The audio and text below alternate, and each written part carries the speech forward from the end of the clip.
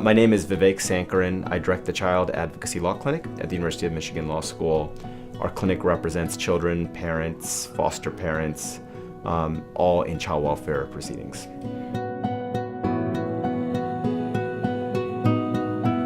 The biggest misconception about the foster care system is that most cases enter the system because of serious physical or sexual abuse. And that's just not true. The overwhelming majority of cases enter because of neglect. People who don't know much about the system don't recognize really the close relationship between poverty and how it heightens the risk to children of abuse or neglect because of the stressors it puts on the family, the lack of resources a family has to contend with. Most of the parents that I meet with and interact with are no different in so many ways than any of us. They've just been cursed in some ways of having fewer resources to access than many other parents have. And if we had to make the same type of choices that they often do, who's to say that we wouldn't make those choices?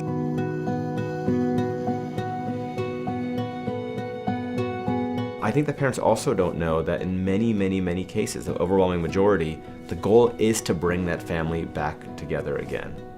And that even when the Department of Human Services removes a child at the first instance, the goal in most cases is reunification, and it's the obligation of all the parties, the children's lawyer, the agency worker, the parent's lawyer, and the judge, to really work hard to bring that family together.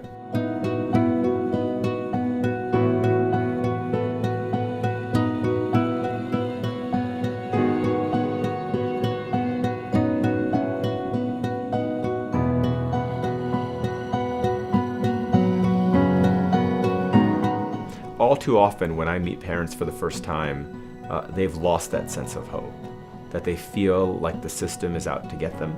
And I get it.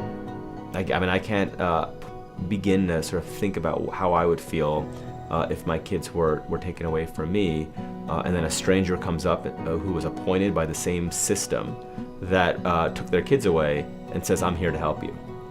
I hope that my clients eventually, by developing that relationship, will be vulnerable with me, and if they've done something that may be a setback in the case, know that they can tell me, and I am legally obligated not to tell anybody. And through that relationship building process, that's where I think hope can be reinstilled. For the system to function effectively, there needs to be a relationship where the department worker can engage with the parents.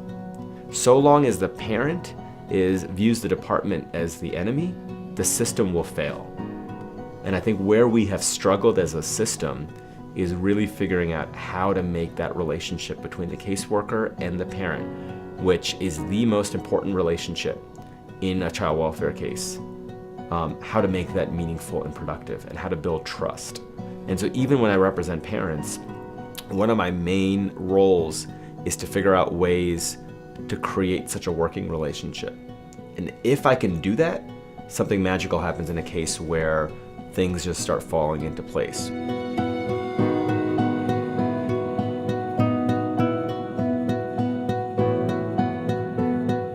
Just this afternoon, after my hearing was over, there was just this beautiful sight where the foster care worker remained, the parent remained, her lawyer remained, and the parent partner was there.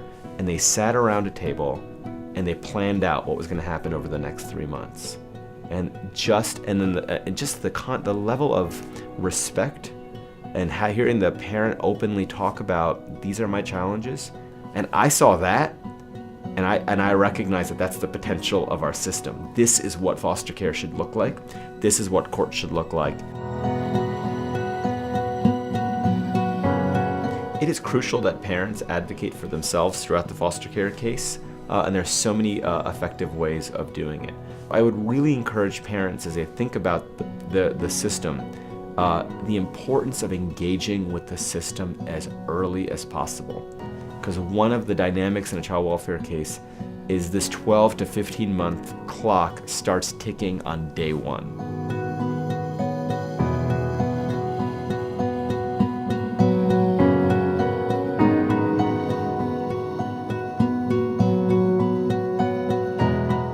So when a parent is feeling hopeless, that they feel like they can never do it, first I try to connect them with people who have done it before, people like parent partners who have felt that same feeling of hopelessness.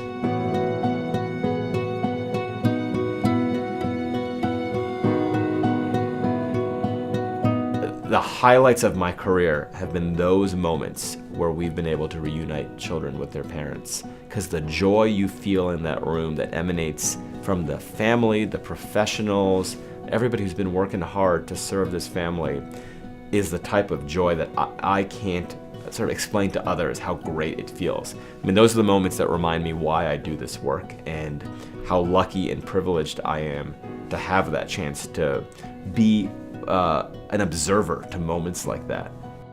The clients that I've worked with and the parents that I've represented have really taught me that I think the most important thing I do right now is raise my own children. I think people often, when they hear about what I do, their first response always is, boy, that must be such a hard, emotionally taxing job. In some ways it is, but in some ways I get to see the best of people, which is sort of these resilient parents and relatives and kids who I see often at the worst times in their lives, and I see the best of them.